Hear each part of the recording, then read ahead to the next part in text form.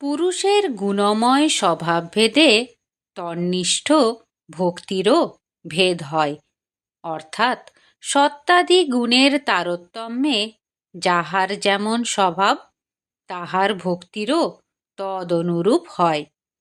এই গুণময়ী ভক্তি প্রধানত ৩ শ্রেণীতে বিভক্ত: তামসী, রাজসী ও সাত্ত্বিকী।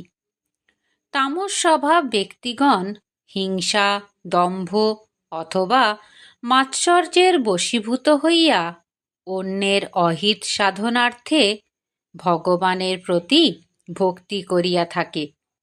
এই সমুদায় ভিন্নদর্শী ব্যক্তিদিগের ভক্তি তামসী বলিয়া অভিহিতা হয়।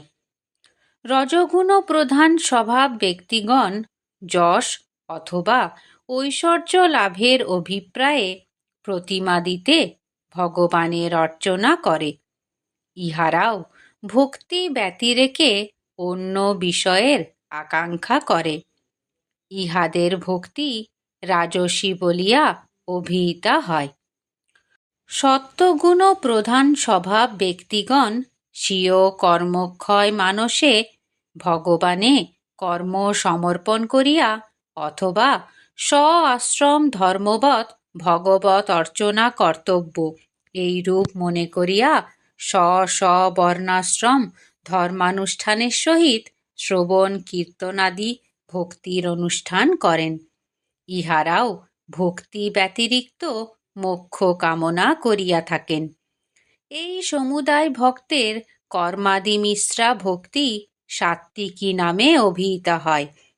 আপন আপন উদ্দেশ্য পূরণার্থে যে সকামা ভক্তি তাহাই সগুণা, আর অবিদ্যা বৃত্তিশূন্য চিত্তে অপহৃত মহামনির পুনঃপ্রাপ্তির আকাঙ্ক্ষার ন্যায় পরমাত্ম সমাগমের যে ঐকান্তিক কামনা তাহাই নির্গুণা ভক্তি। জয় গুরু।